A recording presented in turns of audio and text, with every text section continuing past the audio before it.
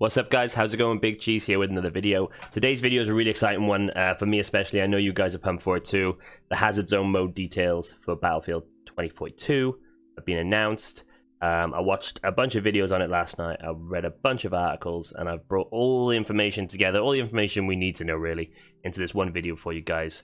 We're going to get straight into it now. Before we do, if you could hit that sub button, hit that like, hit that bell, tell your friends, tell your dog, anything to get the channel growing. I would really appreciate that. We're going to get into the video right now, starting with the game mode and how it works. Okay guys, so the first piece of information I got for you today is it is confirmed that this game mode is a PVEVP game mode. Okay, so not only are you going to be competing with other squads, but there are going to be AI enemies scattered around the map at the crash sites, things like that for you to have to get through. Okay, the objective of the game is to drop in, get the data drives from the crash satellites, and get out. Now, only one member of your team has to make it out for you guys, for your team to get the win. So it's similar to Battle Royale, you know, if one guy clutches up at the end, whole squad gets the win. But yeah, the big difference here is competing with the AI enemies to get those data drives. Now, extraction works a little bit differently in this mode. It's not like Vigor where you could just extract any time. Everybody can end up extracting, you know. In Vigor, you could drop in, loot around, and every squad can make it out safely in theory if you didn't engage or kill anybody, right? This works a little bit different. Okay, so the extraction rules in Hazard Zone are as followed, guys. Here, I've made some notes for us. There are 2 extractions per game, okay? One in the middle of the game and one at the end of the game. The extractions come in the form of helis. Now, a heli will drop in the middle of the game. One squad can use that heli and extract out. The same with the heli at the end of the game. One squad can use it and extract out. Now, we have got it confirmed that it's 4 players per squad. Old gen are going to have 24 players per game, which is 6 squads of 4. Okay, new gen and PC, however, are going to have 32 players per game, which is 8 squads of 4. So, I'm going to be playing on the new gen. So, for those guys on the new gen and PC, we're talking 8 squads of 4 humans and AI enemies, all fighting over the data drives and fighting over the 2 extractions. Only 2 squads out of those 8 squads will be able to make it out, period, and gain anything from the game. Okay, that's how extraction works in this game. It'll make for some very interesting firefights, I think, because if you think about it, the first extraction, you're going to have squads who opt out of that, right? They might think, oh, we'll just leave this one, let them fight it over for the first extraction, thin the horde, thin the herd a little bit, and then we'll go for the last extraction. But then any remaining squads are going to be fighting over that last extraction, so could be some crazy wild firefights for the end game there. Really interesting, I think. Okay, so let's talk about the data drives. The data drives are the whole reason we're dropping into the Hazard Zone. Okay, guys, you're going in to extract the data drives from the satellites and get out. Now, extracted data drives are converted into dark market credits. Dark market credits are what you use to spend on loadouts and gear for the next game. So the more credits you extract, the more of an advantage essentially you've got going to the next game in theory. What they haven't confirmed, well, from what I've seen, and if they have, correct me in the comments, let me know, more info the better, is they haven't confirmed that if you can take guns off people you kill. So for instance, if someone spent their hard-earned dark market credits on upgrading their gun, more attachments, things like that, can I take that gun? Or does it just work like it does in the all-out war mode, where you pick a gun and you just have the attachment reel for that? That we're unsure on. I'm really hoping that you upgrade your guns and taking them in is a risk of losing them, because it just makes it a bit more intense, doesn't it? And I really, really like the idea that, you know, in my first game, for instance, we could drop in and come across a squad who've had a few games, kill them, take their gear, take all their gear and gear ourselves up mid-game and move on with their gear, you know? I don't want to just kill people and take their drives. I want to loot more than their data drives. I want to loot the stuff that they've spent their time earning. I want to loot the stuff that they've spent their hard-earned games acquiring and move on with my squad with the reaping the benefits, basically. I think that would be the best way to go about it. We'll wait and see. Okay, in regards to upgrades for your squad between games, so they've confirmed there's going to be 16 tactical upgrades available at launch, which obviously means they're going to be adding more, because they've specified that these are the ones that are going to be available at launch. Now, between rounds, you can equip yourself with, for free, you can get yourself some starting armor and a perk called Negotiated Bounty 1, which gives you 50% additional credits for occupying forces. Now, because they followed this negotiated bounty up with a 1, obviously means they're going to bring in higher tier upgrades for more rewards. So negotiated bounty 1 gets you 50% additional credits.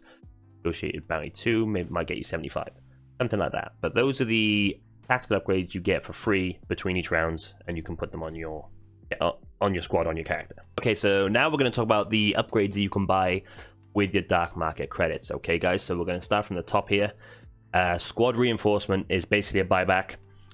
You can't stack them up. It's only one-time use. Now, I'm not sure if that means 1 per squad or 1 per player. I imagine it's 1 per player.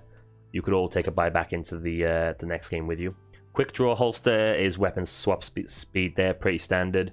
Storage, data storage, it will increase the amount of drives you can carry.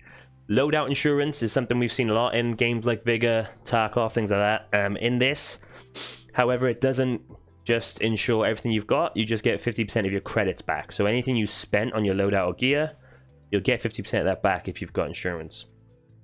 Bioscanning lets you spot enemies for 50% longer. You got faster healing 1 and 2, which will either increase your healing by 20% or 50%, depending on which tier you bought. Ammo increase 1 and 2, additional magazines, obviously more the higher tier. Insider information will reveal drop locations on the map 30 seconds early. That'll give you a hell of an edge to get in there, take up positions, or maybe even get in for the snatch and grab before anyone else can get there. Throwable increases, obviously increases your throwable amount. And table deals the interesting one because you get 100% more credits for data drives. Now, we don't know how much these are going to cost. They haven't revealed the prices of these, but these are the 16 upgrades that you can buy with your dark market credits that'll be available at launch. One piece of equipment that's completely unique to Hazard Zone, and that's going to be the data scanner. Now, the data scanner is a unique piece of equipment that reveals the approximate location of the data drives. Even if someone already has them in their hand or someone's already extracted them, it will show you roundabout where that person is. So I think I'm picturing it kind of like the bounties in Warzone. It gives you a circle of where that person is. As you get closer, the circle narrows maybe in the location goes, but it will just give you a general area of where those people are. So you could pinch them on their way to an extract. There's going to be so many scenarios with this. Like, for instance, like they might be fighting someone over the extract, lose that fight, the helicopter, you know, pisses off with 1 squad in it, because there's only 1 squad per chopper, remember. Multiple squads can't use the same chopper, and they might find themselves stranded, and then you can pinch them, take their drives, get the last extraction, get the hell out of there, you know?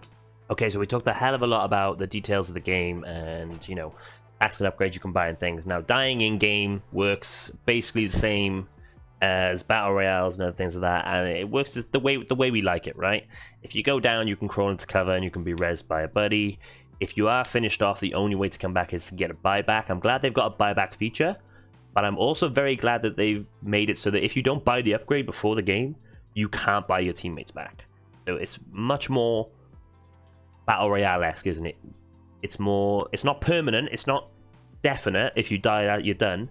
If your team have got one of those reinforcement upgrades you talked about, great. But if they haven't, you're spectating the game, seeing if your guys can clutch it up, seeing if 1 person can make it to that chopper and win the game for your team. So yeah, guys, that is everything we know. I just want to have a little quick talk about things we don't know and things that I am not worried about, but curious about, you know, because they could become issues moving forward. Now, we saw a vehicle in the trailer. I think it was a Jeep. Someone was firing a handgun out in front of a Jeep. So we know that there's going to be vehicles like that. Are there going to be tanks? Are there going to be helicopters that you can use? Are there going to be planes? I imagine air support isn't something you'll be able to use, because with just 8 squads in it, you know, if you get a heli and you fly that right, it's game over for the other teams, right? But if there are going to be helis, you have to compensate for that and maybe have one member of your squad be an anti-aircraft specialist type of guy with a rocket launcher or a stinger or something like that. So vehicles could be a problem, but they could also create a bit of diversity when it comes to loadouts and things like that. How the hazard works. Now, we know that there's in all the other games, Warzone, Vigor, you know, Fortnite, it's a zone that's closing in on you. I think the hazard's going to be the building up tornadoes, like it is in All Out War mode, which you've seen plenty of videos online of people flying into tornadoes, firing rockets into tornadoes, all sorts of things. I think it's going to be like that, but it could again be a zone that's closing in, or some sort of nuke. I don't know, maybe, but I'm pretty sure it's going to be the tornado there. Now, this is a big one for me. This is a very big one. Now, we know you can extract data drives. We know you can turn those data drives into dark market credits, and you spend the credits on things for the next round. But is there anything else we can spend credits on? This is what I want to know. Is there something like, are there going to be awesome things like skins, guns, things like that you can save up a large amount of credits for and buy, and then risk taking in with you? Not necessarily the skins, but the guns. Because if the only thing you can buy dark market credits with is more stuff for the next game,